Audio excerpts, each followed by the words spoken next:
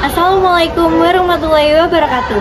Jadi kami dari kelompok 1 akan memperkenalkan bagaimana cara membuat mading 3 dimensi yang telah kita buat dan juga bagaimana isi dari mading 3 dimensi kita. Sebelum itu, mari kita akan memperkenalkan diri terlebih dahulu. Perkenalkan, nama saya Marisa Putri Purnamasari dari absen 20. Saya Medina Zahra Putri Novianti dari absen 22. Saya Muhammad Dafa Pradipta Ramadan dari nomor absen 26. Perkenalkan, nama saya Nadia Muhammadiyah Aisi dari absen 27. Nama saya Dita Putraju Pratama, absen 1 dari kelas 11. Perkenalkan, nama saya Ridho Raihan, absen 33. Di sini kita akan menjelaskan alat dan bahannya. Jadi yang pertama,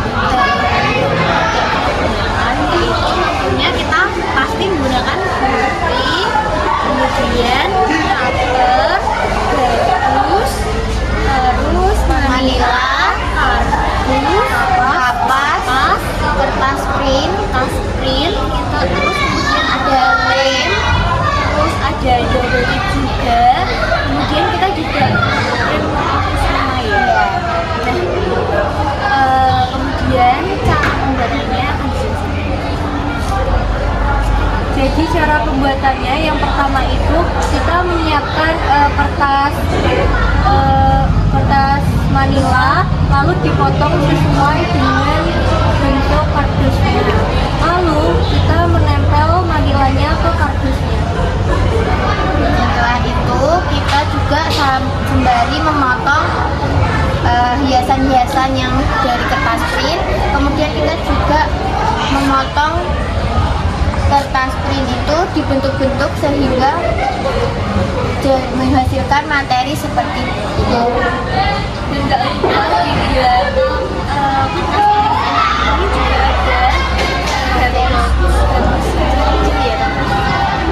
agar dia bisa lebih timbul dan bentuknya 3 dimensi seperti itu. Dan kita juga nggak lupa menempelkan kapas-kapas ini. Di sini saya akan menjelaskan materi pertama, yaitu awal pendudukan Jepang. Jadi latar belakang masuknya Jepang ke Indonesia yaitu pada awal abad ke-20 Jepang berkembang menjadi negara industri dan militer yang kuat. Nah, untuk memenuhi kebutuhan industrinya, Jepang membutuhkan banyak bahan mentah seperti minyak bumi, karet, timah, dan hasil perkebunan lainnya. Dan ketika terjadinya Perang Dunia Kedua, yaitu pada tahun 1939 sampai 1945, Jepang bergabung dengan blok poros bersama Jerman dan Italia. Nah, kemudian apa sih penyebab Jepang masuk ke Indonesia? Yang pertama ada kebutuhan bahan mentah. Jadi karena Indonesia kaya akan minyak bumi, karet, batu bara, timah, dan hasil pertanian, Jepang membutuhkan SDA itu. Yang kedua ada embargo ekonomi oleh negara barat. Jepang mendapat sanksi dari Amerika Serikat, Inggris, dan Belanda. Akibatnya Jepang kesulitan memperoleh minyak dan bahan baku. Dan yang ketiga, keinginan membentuk kemakmuran bersama Asia Timur Raya. Jepang mengklaim sebagai saudara tua bangsa Asia. Semboyannya adalah Asia untuk bangsa Asia. Tujuan sebenarnya adalah memperluas kekuasaan Jepang di Asia. Lalu ada masuknya Jepang ke Indonesia. Yang pertama itu serangan Jepang ke Pearl Harbor pada 7 Desember 1941. Jadi waktu itu Jepang menyerang pangkalan militer Amerika Serikat di Pearl Harbor dan menyebabkan Perang Pasifik pecah. Akibat untuk Jepang, yaitu Jepang menyerah wilayah Asia Tenggara dan mulai menguasai Filipina, Malaysia, Singapura, Burma, dan Hindia Belanda. Lalu ada penyerbuan Jepang ke Indonesia. Jepang memasuki Indonesia melalui beberapa daerah. Yang pertama ada Tarakan, Kalimantan, yang diserang pada 11 Januari 1942. Yang kedua ada Balikpapan, dikuasai pada 24 Januari 1942.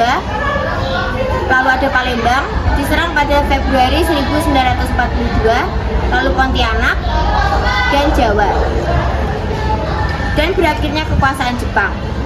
setelah serangan Jepang yang sangat cepat, Belanda tidak mampu bertahan. Kemudian terjadilah pertempuran Laut Jawa pada Februari 1942. Dan hasilnya adalah Jepang menang dan jalan menuju Pulau Jawa terbuka. Lalu ada kapitulasi Kalijati pada tanggal 8 Maret 1942.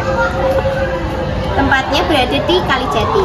Tokoh yang terlibat ada Jenderal Henk ter Porten dari Belanda dan Jenderal Hitoshi Imamura. Dan isinya, Belanda menyerah tanpa syarat kepada Jepang, berakhirnya kekuasaan Belanda di Indonesia, dimulainya masa pendudukan Jepang. Dan pada tanggal 8 Maret 1942 dianggap sebagai awal resmi pendudukan Jepang di Indonesia. Lalu sambutan rakyat Indonesia terhadap Jepang. Pada awal kedatangannya, banyak rakyat Indonesia menyambut Jepang dengan baik. Alasannya, ingin terbebas dari penjajahan Belanda. Jepang mengaku sebagai saudara tua bangsa Asia dan adanya ramalan Jayabaya. Lalu ada propaganda Jepang.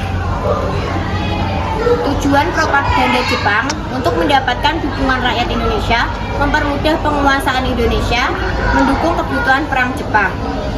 Bentuk-bentuk propagandanya, yang pertama ada gerakan 3A dengan tokoh Mr. Syamsuddin. Lalu yang kedua ada Putra atau Pusat Tenaga Rakyat. Ada organisasi bentukan Jepang. Yang pertama ada gerakan 3A. Semboyannya Jepang memimpin Asia, Jepang pelindung Asia, Jepang cahaya ASEAN, yang bertujuan untuk menarik simpati rakyat. Ketuanya yaitu Mr. Syamsuddin. Dalam kegagalannya, rakyat tidak percaya propaganda Jepang. Yang kedua adalah Putra atau Pusat Tenaga Rakyat. Didirikan pada 9 Maret 1943, dipimpin oleh 4 serangkai, Soekarno, Muhammad Hatta, Ki Hajar Dewantara, dan Kiai Haji Mas Mansur. Tujuan Jepang mengerahkan rakyat membantu perang. Manfaat menumbuhkan nasionalisme Indonesia. Yang ketiga ada Jawa Hokokai, didirikan pada tahun 1944, yang bertugas untuk mengumpulkan hasil bumi, mengumpulkan dana perang, menggerakkan rakyat membantu Jepang. Yang keempat ada MIAI atau Majelis Islam ala Indonesia, tujuan menghimpun organisasi Islam. Yang kelima ada Masyumi, didirikan tahun 1943, yang bertujuan untuk mengontrol umat Islam. Selanjutnya ada organisasi semi militer. Yang pertama ada Sai Nendan, didirikan pada 29 April 1943. Anggota pemuda usia 14 sampai 22 tahun, yang bertugas untuk melatih kedisiplinan dan militer. Yang kedua ada Kai Bodan, anggota pemuda usia 20 sampai 35 tahun, yang bertugas membantu polisi. Yang ketiga ada Fujin Kai, anggota perempuan, tugas mendukung perang Jepang.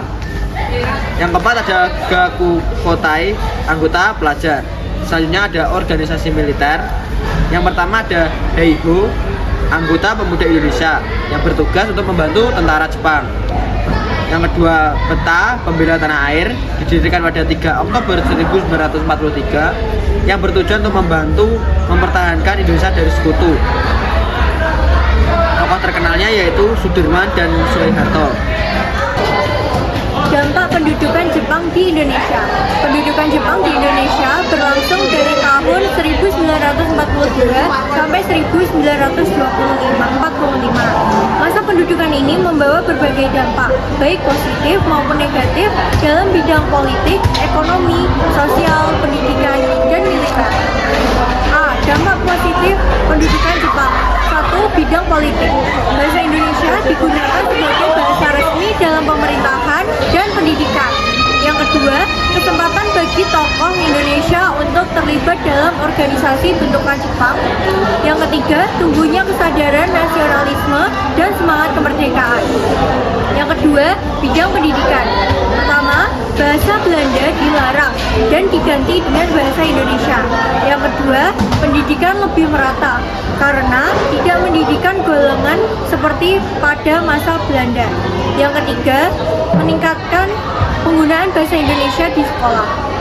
Yang ketiga, bidang militer. rakyat Indonesia memperoleh pelatihan militer melalui organisasi seperti PETA, HIHO, Seinendan, dan Kebuidan. Yang kedua, pengalaman militer tersebut menjadi model penting dalam perjuangan mempertahankan kemerdekaan. Yang keempat, bidang sosial. Meningkatnya rasa persatuan dan kesatuan bangsa Indonesia, semangat gotong royong semakin berkembang dalam kehidupan masyarakat. Yang kelima, bidang ekonomi. Yang pertama, rakyat mulai mengenal sistem pengelolaan produksi yang lebih terorganisasi.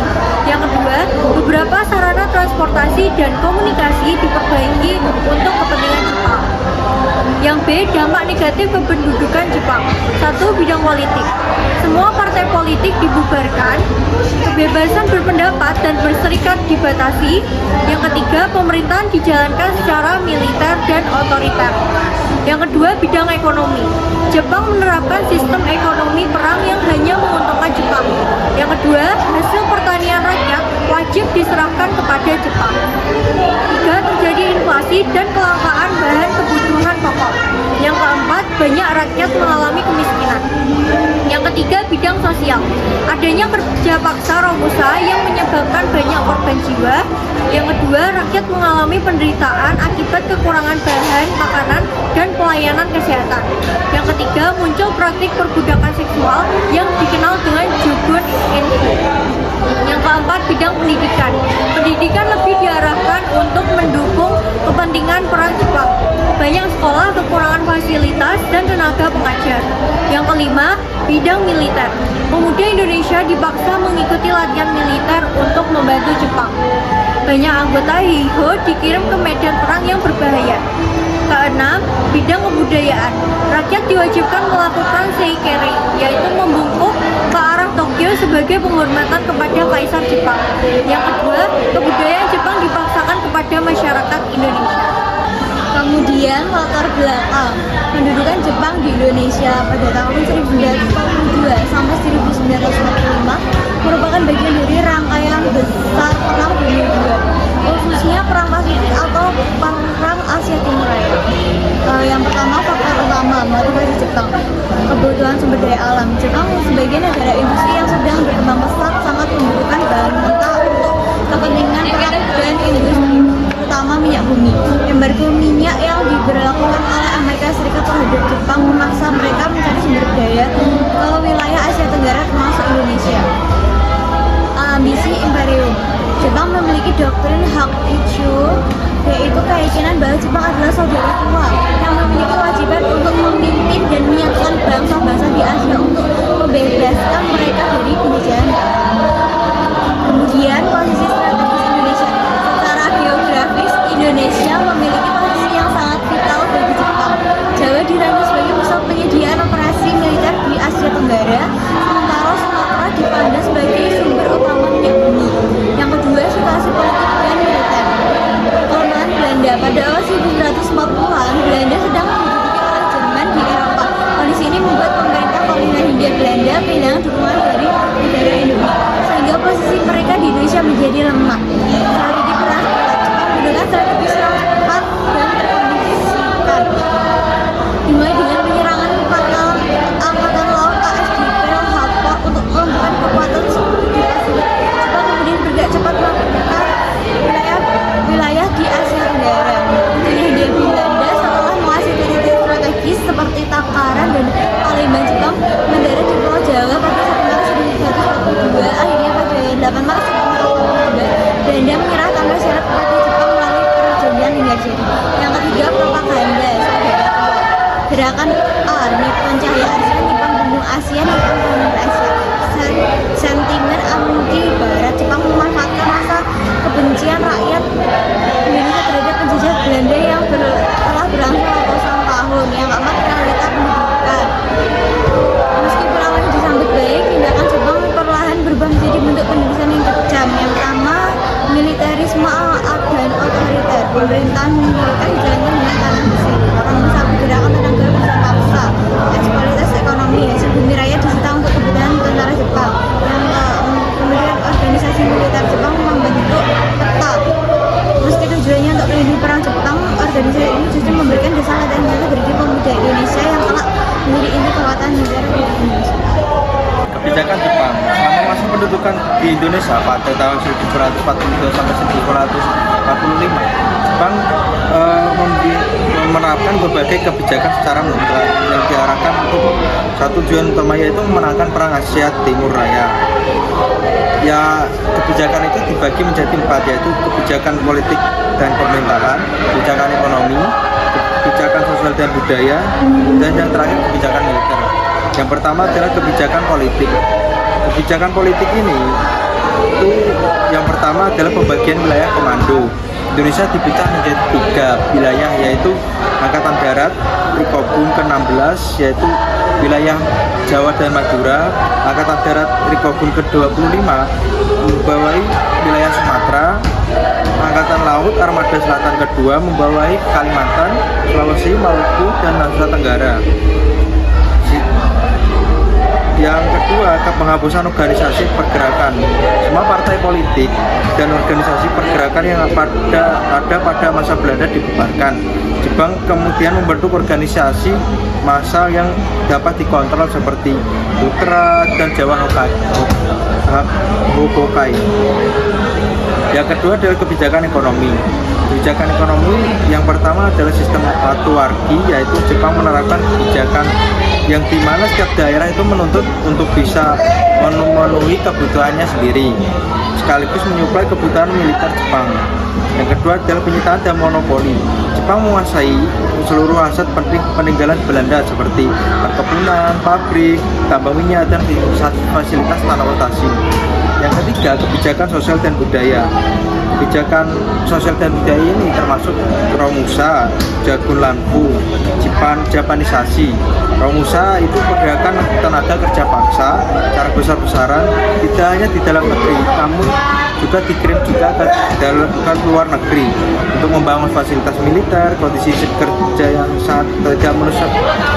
kerja yang tidak manusiawi dalam Romusa membuat ribuan manusia tewas.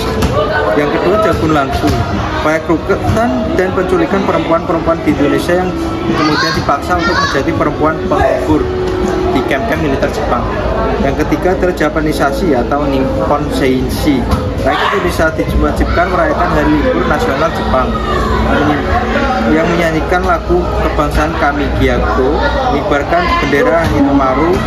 Mereka juga diwajibkan untuk melakukan Seikirei, yaitu membungkukkan 90 derajat ke arah timur setiap pagi untuk menghormati kedaulatan Jepang. Yang terakhir adalah kebijakan militer. Untuk mengantisipasi invasi balasan dari pasukan sekutu, Jepang memutuskan untuk melatih dan mempersenjatai pemuda yang ada di Indonesia dengan pembentukan organisasi semi militer dan militer. Yang semi militer yaitu pembentukan Seinendan atau Barisan Pemuda, Gaibodan, Barisan Pembantu Polisi, Ujitkai, Barisan Wanita, dan Gakukotai, Barisan Pelajar. Organisasi militer yaitu Jepang membentuk Heiho dan Beta. Heiho itu adalah pasukan pembantu prajurit Jepang dan Beta adalah pembela tanah air. Beta kelak dimainkan peran yang sangat vital karena menjadi wadah pelatihan militer bagi banyak tokoh yang nantinya mendirikan dan memimpin Tentara Nasional Indonesia atau TNI. Jepang di Indonesia pada tahun 1942 sampai 1945 merupakan momen krusial yang menjadi jembatan menuju proses kemerdekaan Indonesia. Proses runtuhnya kekuasaan Jepang ini dipicu oleh kekalahan telak mereka dalam Perang Dunia Kedua di Pasifik. Berikut adalah kronologi dan faktor utama yang mengakhiri kebutuhan Jepang. Yang pertama ada faktor internal, kekalahan Jepang dalam Perang Pasifik. Memasuki tahun 1944, posisi Jepang dalam Perang Dunia Kedua mulai terdesak oleh pasukan sekutu yang dipimpin oleh Amerika Serikat. Yang pertama ada janji kemerdekaan September 1944 untuk mempertahankan dukungan rakyat Indonesia. Perdana Menteri Jepang Kunai Koiso menjanjikan kemerdekaan bagi Indonesia di kemudian hari yang dikenal dengan sebagai janji Koiso. Yang kedua, pembentukan BPKI dan PPKI. Sebagai realisasi janji tersebut, Jepang mengizinkan pembentukan Badan Penyelidik Usaha-usaha Persiapan Kemerdekaan Indonesia (BPUPKI) pada Maret 1945, yang kemudian digantikan oleh PPKI pada Agustus 1945. Yang kedua ada peristiwa bom atom Agustus 1945. Titik hancurnya kekuatan militer Jepang terjadi ketika kota-kota utama mereka dijatuhi bom atom oleh Amerika Serikat. Pada tanggal 6 Agustus, bom atom pertama dijatuhkan di kota Hiroshima, dan 9 Agustus bom atom kedua dijatuhkan di kota Nagasaki. Kehancuran massal ini memaksa kekaisaran Jepang untuk menyerah tanpa syarat demi menghindari kehancuran yang lebih total. Yang ketiga, Jepang menyerah tanpa syarat. Pada tanggal 15 Agustus 1945, Kaisar Hirohito mengumumkan melalui siaran radio bahwa Jepang menyerah tanpa syarat pada sekutu. Dengan menyerah Jepang, terjadi kekosongan kekuasaan di Indonesia. Jepang tidak lagi memiliki hak pemerintah, namun ditugaskan oleh sekutu untuk menjaga situasi di Indonesia tetap seperti semula sampai pasukan sekutu tiba. Yang keempat, reaksi tokoh pejuang dan proklamasi kemerdekaan. Berita menyerahnya Jepang sengaja dirahasiakan oleh pihak militer Jepang di Indonesia. Namun para pemuda Indonesia berhasil mendengarnya melalui siaran radio di luar negeri. Peristiwa Rengas Dengklok pada 16 Agustus 1945, golongan muda menculik Soekarno dan Muhammad Hatta ke Rengas Dengklok untuk mendesak mereka segera memproklamasikan kemerdekaan tanpa campur tangan atau menunggu izin dari PPKI. Yang kedua, proklamasi kemerdekaan pada tanggal 17 Agustus 1945. Setelah kembali ke Jakarta dan merumuskan teks di Rumah Laksamana Desi Meda, Soekarno Hatta memproklamasikan kemerdekaan Indonesia pada tanggal 17 Agustus 1945. Dengan proklamasi tersebut, masa pendudukan Jepang di Indonesia resmi berakhir dan Indonesia memasuki babak baru, yaitu mempertahankan kemerdekaan dari kedatangan sekutu dan Belanda.